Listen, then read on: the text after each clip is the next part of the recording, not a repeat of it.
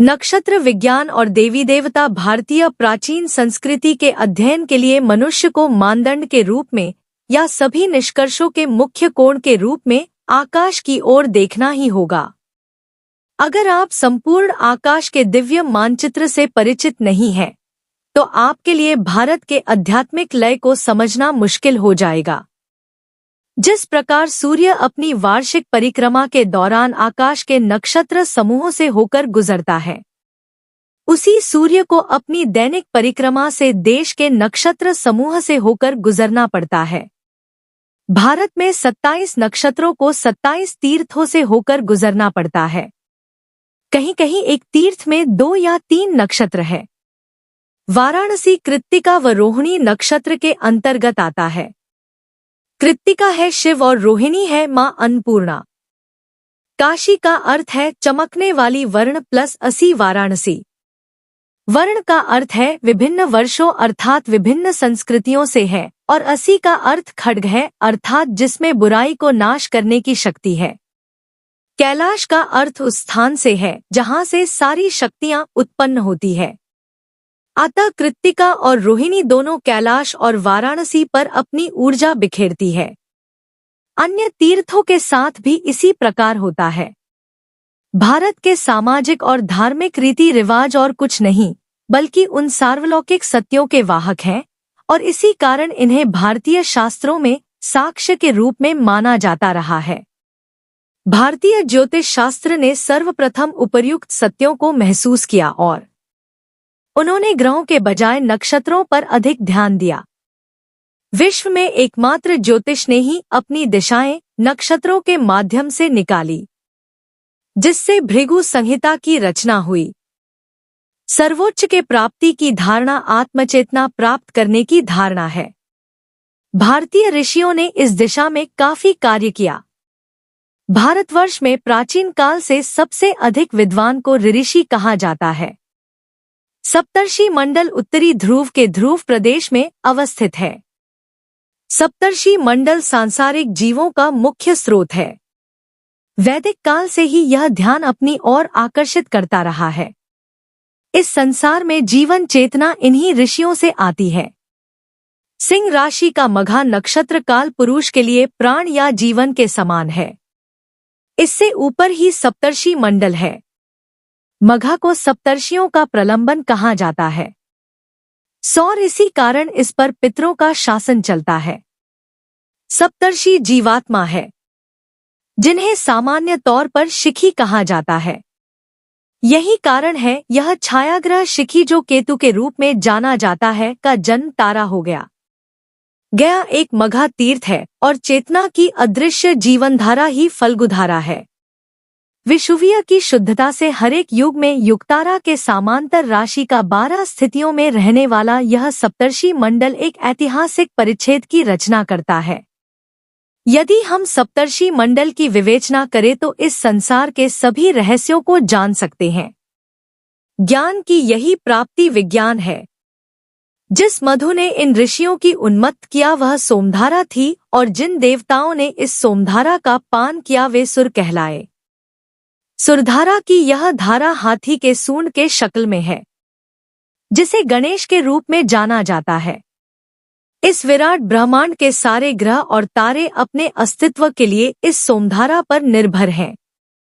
यह सोमधारा सृष्टि की सहायता के लिए निरंतर गतिमान रहती है, और इसी कारण यह मंगल अर्थात सब कुछ जो शुभ है, यही सृष्टि जीवन और आनंद है। रक्त और अग्निवर्ण की सृष्टि जीवन की रक्षा के आवश्यक और फलदायक है। श्री गणेश जो हमारी इच्छाएं पूरी करते हैं, उनका वर्ण लाल या अग्निवर्ण है, और मंगल जो श्री गणेश का प्रलंबन है वह भी अग्निवर्ण है। सोमधारा का ध्रुव प्रदेश बर्फ के समान है। इसी कारण श्री गणेश और मंगल ग्रह बर्फीले ध्रुव के हैं। ये दोनों रंग क्षुधा को बढ़ाते हैं। सारी सांसारिक सृष्टि के माता पिता हमारे मस्तक है। यहीं से हमारे शरीर में सृष्टि की धारा बह रही है। यही धारा भगवती या भगीरथी है। गंगा नदी का नाम भगीरथी है। इस पृथ्वी पर छायापथ का प्रलंबन गंगा नदी है। गंगा नदी विश्व के सबसे ऊंचे पर्वत हिमालय से निकलती है। गंगा नदी हरिद्वार में पहाड़ों से समतल भूमि में उतरती है। हरिद्वार में एक कुंड है जिसे ब्रह्मकुंड कहा जाता है। ब्रह्ममंडल उस दिव्य जीवन प्रवाह का वास्तविक कुंड है जिसे क की संज्ञा दी गई है, अर्थात यही जल यानी जीवन है। यही दोनों मिलकर कमंडल नाम बना है। पुराणों में कहा गया है गंगा नदी भगवान के कमंडल से निकली है। इस मंडल में हम एक निहारिका पुंज को देखते हैं। सभी निहारिका पुंज ब्रह्मांड की सृष्टि में रत है। इस देश के वैदिक संतों ने इन्हें कमल के रूप में चित्रित किया है। ब्रह्मांड का अस्तित्व सिकुड़ने और विस्तार की क्रिया पर आधारित है। का अर्थ जल है और मला का अर्थ सृष्टि या समूह है। तभी ब्रह्मा को कमलासन भी कहा जाता है और पद्मयोगी भी। भगवान विष्णु को पद्मनाभ कहते हैं। आता ब्रह्मा एक कमल है जो विष्णु से एक कड़ी द्वारा जुड़े हैं। छायापत देवताओं का पालन पोषण करता है। उसी प्रकार गंगा हम लोगों के पोषण का मुख्य स्रोत है। जिस प्रकार आकाश के सारे क्रियाकलाप छायापथ पर निर्भर है, उसी प्रकार भारत की समृद्धि गंगा नदी पर निर्भर है। इसी तरह गंगा सुषुम्ना नाड़ी अर्थात मेरुदंड है और शरीर के सबसे ऊंचे स्थान मस्तक से प्रारंभ होती है। ब्रह्मांड के केंद्रीय बिंदु में काफी महत्व बड़ी ही ऐहिक शक्ति का केंद्र है। जो भी उसके निकट जाता है वह राख हो जाता है। यह बिंदु स्थिर है और यही शिव है। यह एक श्मशान की तरह दिखता है। ये सारे संसार का त्याग कर राख भभूत मल कर प्रसन्नचित्त बैठे हैं। उच्च आकर्षण के कारण संसार के सारे तत्वों को अपनी ओर आकर्षित कर रहे हैं। ऋषियों ने इनका उत्तरी दिशा में कृत्तिका में निर्धारित किया है। हम इन्हीं कृत्तिकाओं से भगवान शिव की कल्पना करते हैं। यह एक लिंग अर्थात जन्नेन्द्रिय के समान है जो ज्योति से बना है। इसी को ज्योलिंग कहते हैं। आकाश के बाहरी वृत्त में छायापथ केंद्रीय ब्रह्मांडों के प्रभावों से सुरक्षित है। इसी को गौरी कहा गया है। गौरी गौर शब्द से लिया गया है। यह प्रवाह अनंत है। इसे ही अनंतनाग कहते हैं। चूंकि इस प्रवाह ने निःसृत होने वाले भीषण ताप को ग्रहण किया है, अतः यह गर्म है। यही जल प्रवाह उमा है। उमा उष्णता है। उमा इस ब्रह्मांड की पोषिका है। उमा ने आत्मचेतना प्राप्त कर अपने को शुद्ध करके एक वस्तु के साथ चिंतन में लगा दिया है, ताकि सारी लौ या ज्योति चिरंतन मुक्ति के लिए मुख्य स्रोत में मिल जाए। छायापथ को केंद्रीय बिंदु से ब्रह्मा मंडल तक उमा या पार्वती के रूप में जाना जाता है। यहीं से लौकिक संसार में उतरा है। इन्हें मनस कन्या या दुहिता भी कहा जाता है। सरस सृष्टि की प्राण झील है, अतः वह सरस्वती है। चूंकि सार्वलौकिक परिभाषा ब्रह्ममंडल के साथ प्रारंभ और समाप्त होती है, अतः पंच ज्ञानेंद्रियां इससे आगे नहीं जा सकती। ब्रह्मा और सरस्वती कल्पना अतीन्द्रिय ज्ञान के साक्षी के रूप में की गई है। ब्रह्मा सर्वोच्च स्थान पर है। सरस्वती दक्षिणाकाश में जाकर विलीन हो जाती है, जहां असुरों का वास है। ये असुर ज्ञान से वंचित हो जाते हैं। दक्षिणाकाश से आने वाले छायापच को लक्ष्मी कहा गया है। इसी कारण असुरों पर धन संपत्ति की कृपा रहती है। दूसरी ओर लक्ष्मी और सरस्वती इस बात का संकेत करती हैं कि देवताओं के पास अतीन्द्रिय ज्ञान तो है ही, धन संपत्ति भी है। महर्षि वाल्मीकि ने इस छायापथ की कल्पना सीता अर्थात लक्ष्मी के रूप में की थी। दक्षिणाकाश में पुनः वृश्चिक और धनु राशि में प्रकट होता है। धनु राशि की कल्पना लंका में रावण के रूप में की गई है। धनु बृहस्पति का वास है जो ब्राह्मण जाति के थे। रावण ब्राह्मण थे। ब्रह्मा मंडल सदैव इस प्रवाह को एक हल के रूप में मथता रहता है। ब्रह्मा की पुत्री सीता जुते हुए यज्ञकुंड से निकलती है, जिस प्रदेश से इस ब्रह्मांड की सृष्टि आरंभ हुई। अगर श्रीराम का जन्म नहीं होता तो रामायण नहीं लिखी जाती। अतः विष्णु ने अपने को श्रीराम के रूप में प्रकट किया, क्योंकि एकमात्र वही सर्वशक्तिमान और चिरंतन और है सर्वोच्च। जब तक वे अपने को मनुष्य के रूप में नहीं लाते तब तक कोई लीला हो ही नहीं सकती थी। सबसे मोहक और आकर्षक रोहिणी नक्षत्र है, जो कि संचालिका शक्ति भी है, राम के रूप में प्रकट हुई। रोहिणी छायापथ की प्रलंबन है, अतः रोहिणी सभी चंद्रमाओं की संचालिका है। इस महान चंद्र ने अपने को रामचंद्र के रूप में प्रकट किया इस धरती में। रामायण केंद्रीय ब्रह्मांड यानी परम सूर्य का इतिहास है। अतः महान चंद्र का जन्म सूर्य वंश में हुआ। जो छायापथ रूपी मंडल के समीप है उसे यमुना कहा जाता है। यह दक्षिण प्रदेश में जाकर लुप्त हो जाती है, अतः इसे दुख की नदी भी कहा जाता है। कृत्तिका और रोहिणी सूर्य और चंद्र के समान है। चंद्रमा बीज है और छायापथ जल या जीवन के सदृश है। कृत्तिका नक्षत्र पर ही कार्तिक नाम पड़ा। पुराणों में कहा जाता है कि जब कार्तिक का जन्म हुआ तो कृत्तिकाओं ने ही उनका पालन पोषण किया। कृत्तिकाओं को सप्तर्षियों या मयूर नक्षत्र की पत्नियां कहा गया है। 8 ताराओं में उस प्रदेश में केवल 6 कृत्तिकाएं ही हैं। दूसरों की कमियां अरुंधति तारा पूरा करती है।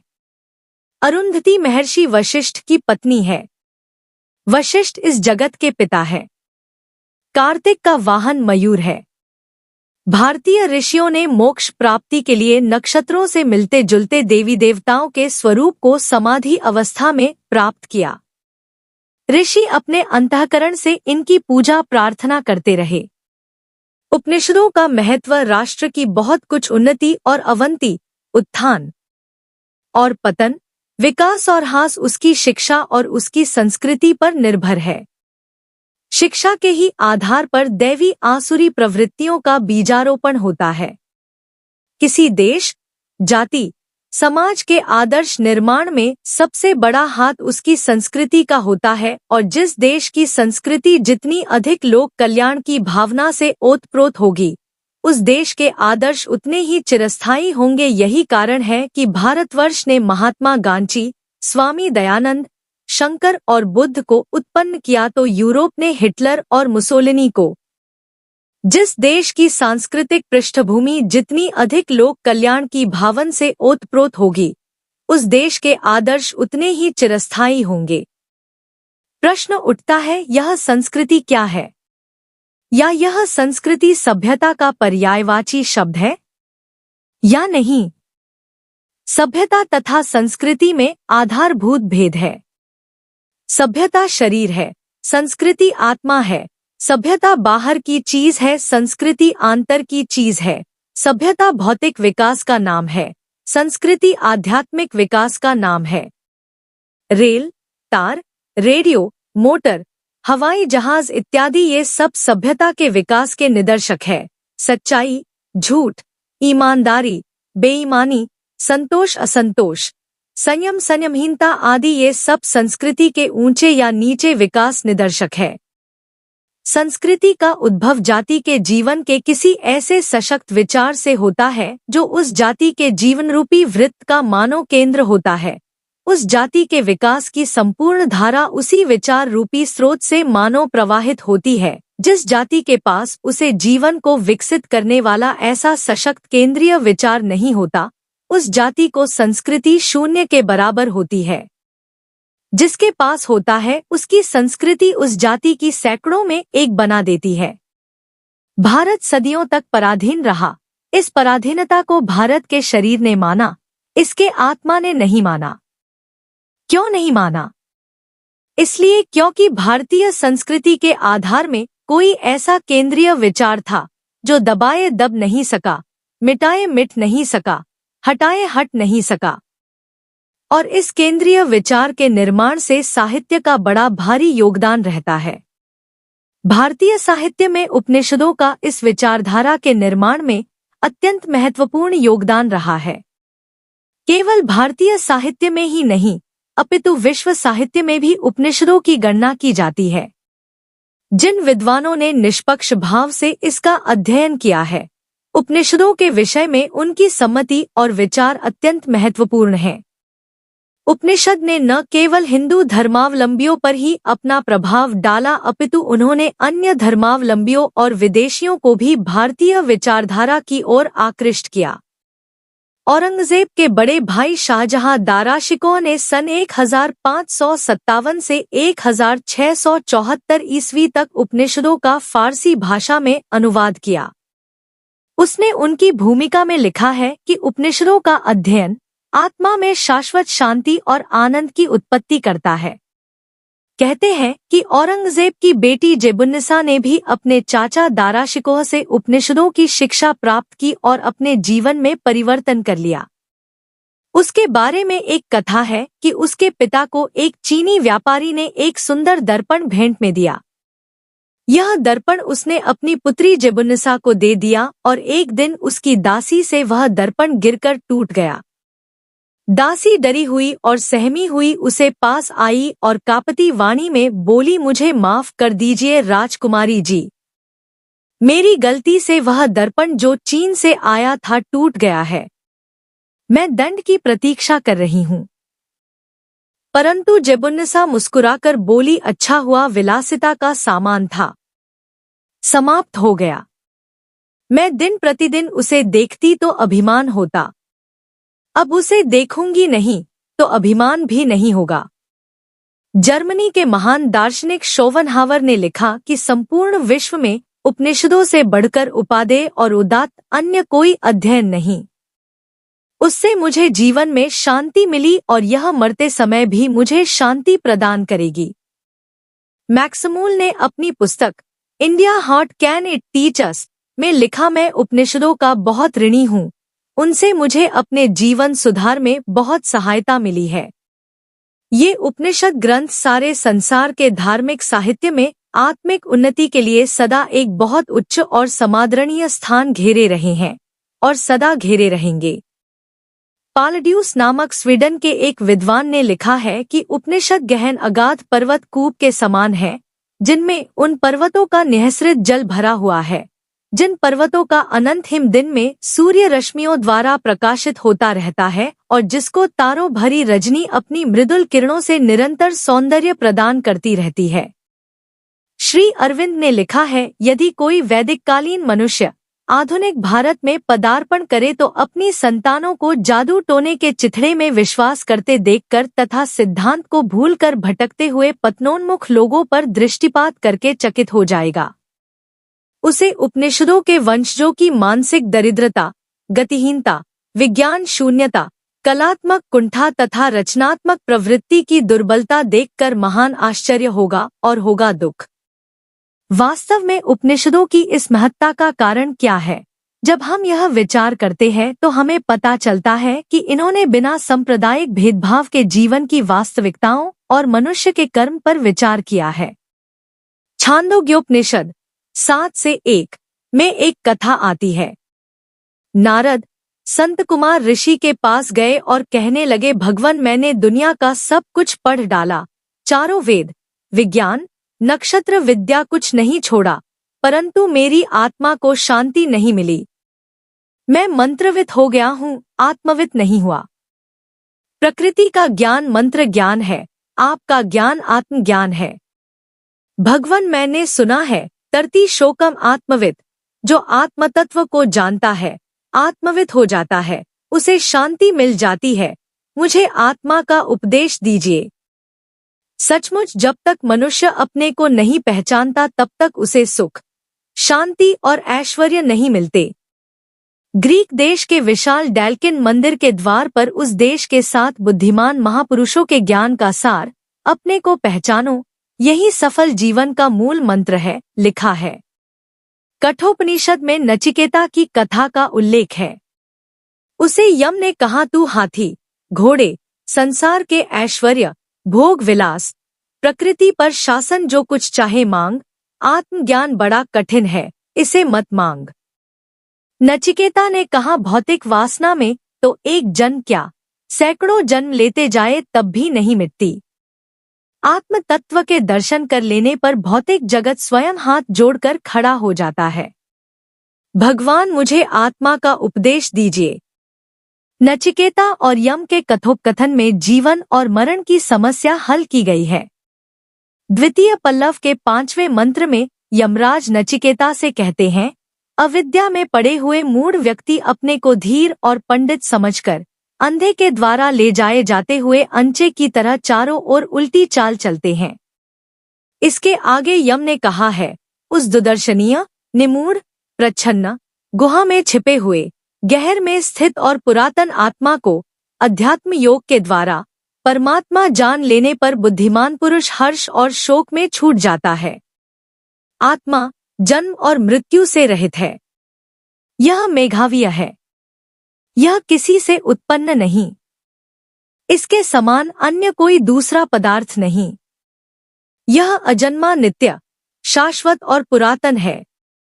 शरीर के नष्ट होने पर भी यह नष्ट नहीं होता। दर्पण की तरह आत्मा में परमात्मा को देखा जाता है। 1 मार्च 2005 कृष्ण यजुर्वेद को श्वेताश्वत्रीय उपनिषद के प्रथम अध्याय के 15वें और 16वें मंत्र में बतलाया गया है, जैसे तिल को पिरोने से तेल और दधी को मथने से मक्खन पाया जाता है, अथवा नहर खोलने से पानी और अर्ची काष्ठ के संघर्षण से आग उत्पन्न होती है, वैसे ही सत्य और तपस्या के द्वारा खोज करने पर अपनी आत्मा में ही परमात्मा को पाया जाता है। जैसे दूध में मक्खन व्याप्त है, वैसे ही विश्व में परमात्मा व्याप्त है। आत्मविद्या और तपस्या ही उसके जानने के उपाय है। ईश्वर की व्यापकता का उल्लेख करते हुए संसार में उसकी सत्ता के व्यापकत्व का प्रतिपादन करते हुए यह बतलाया गया है कि संसार में सभी प्राणी उस परमेश्वर के अंश हैं और इसलिए सबका संबंध बंधुत्व का होना चाहिए। आगे चलकर यह बतलाया गया है, इस विश्व में जो कुछ संचरणशील है, जंगम है, सो सब ईश्वर द्वारा व्याप्त है। इसलिए संपूर्ण वस्तुओं का वैराग्य भाव से भोग करो। किसी के धन का लोभ मत करो। गांधी जी के सत्य अहिंसा के सिद्धांत का आधार यही मंत्र है। उनका विचार था, संसार में सत्य ईश्वर है और ईश्वर सत्य है। हम सब ईश्वर के या सत्य के अंश हैं, अतः हमारा संबंध वही होना चाहिए जो एक पुत्र का दूसरे पुत्र अर्थात भाई के प्रति होता है, और वह संबंध प्रेम का, स्नेह का, अहिंसा का और बंधुत्व का होगा। गांधी जी के उद्देश्य का आधार भी इस उपनिषद का तेन तकतेन भुजियाह अर्थात वैराग्य भाव से भोग करो यह मंत्र है। गांधी जी की प्रार्थना सभा में ईशोपनिषद का पाठ होता था। बृहदारण्यक उपनिषद में याज्ञवल्क्य तथा मैत्रेयी का संवाद आता है। याज्ञवल्क्य जब वानप्रस्थी होने लगे तब उन्होंने अपनी पत्नी मैत्रेयी को कहा, लो तुम्हें कुछ संपत्ति देता चलूं। मैत्रेयी बोली, यन्नु में इम सर्वा पृथ्वी वित्तेन पूर्णाभ्यात श्यामः तेनामृता। अगर सारी पृथ्वी के भोग के पदार्थ मुझे मिल जाएं, तो मेरी आत्मा को शांति मिल जाएगी या नहीं? याज्ञवल्क्य ने कहा, नेति नेति यथैव उपकरणवता जीवितं तथैव तेजवितं स्यात्। अमृतत्वस्य तो नाशास्ति वित्तेन। संसार के प्रकृति साधनों के मिलने से तुझे आत्मिक शांति प्राप्त नहीं होगी। हाँ, उपकरण अर्थात साधन संपन्न व्यक्तियों का जीवन जितना सुखी हो सकता है, उतना सुखी तू जरूर हो जाएगी। मैत्रेयी कहने लगी, येनाह नामृता स्या किमह तेन कुर्याम। जिस वस्तु को प्राप्त करने से मेरी आत्मा को चिरस्थायी शांति न मिले, उसके पीछे दौड़कर मैं क्या करूंगी? मुझे तो आत्मतत्व का ही उपदेश दीजिए। सचमुच यदि मनुष्य उनके पीछे भागे, वासनाओं को प्राप्त करने की चेष्टा करे, तो उसे शांति कहाँ? स्वामी रामतीर्थ ने कम, यदि हम परछाई के पीछे भागकर उसे पकड़ना चाहेंगे तो वह हमसे दूर दूर होती चली जाएगी। यदि परछाई से मुख मोड़कर हम दूसरी ओर चल देंगे तो वह हमारे पीछे भागने लगेगी। इसी प्रकार धन, भोगविलास और वासनाओं के भी जो पीछे भागते हैं, उनसे वे दूर हो जाती है, और जो इनसे विरत रहते हैं उनके पीछे भागती है। मुंडकोपनिषद में ब्रह्मा संबंधी उपदेश देने के बाद बतलाया गया है, सत्यमेव जयते नानृतम। सत्य की ही विजय होती है, असत्य की नहीं। इस उपनिषद में बल की महिमा मापी गई है। दुर्बल कुछ नहीं कर सकता। एक बलवान मनुष्य आता है और सैकड़ों को झुका देता है। यदि बल न हुआ तो न हम उठ सकेंगे, न बैठ सकेंगे। यदि बल न हुआ तो घूम फिर न सकेंगे। यदि बल न हुआ तो ज्ञान प्राप्त नहीं कर सकेंगे, न अनुभव प्राप्त कर सकेंगे। न बड़ों से मेल मिलाप हो सकेगा, न गुरु की सेवा ही हो सकेगी। इसलिए इस उपनिषद में कहा गया है, नायमात्मा बलहीनेन लभ्यः, अर्थात दुर्बल के लिए परमात्मा प्राप्त नहीं हो सकता, उसके लिए दास्ता और दुख तैयार रहते हैं। यदि शरीर में शक्ति नहीं तो कुछ नहीं। इमारत की नींव गहरी और मजबूत होनी चाहिए। उसमें अच्छे मजबूत पत्थर डालने पड़ते हैं। चट्टानों पर खड़ी की गई इमारत गिर नहीं सकती। बालों पर बनी इमारत टिक नहीं सकती है। शरीर सबकी नींव है। आता कहाँ है, शरीर माध्यम खलु धर्म साधन, शरीर सब धर्मों का मुख्य साधन है। अतः शरीर की उपेक्षा करना मूर्खता है, पाप है। वह समाज और ईश्वर के प्रति घोर अपराध है।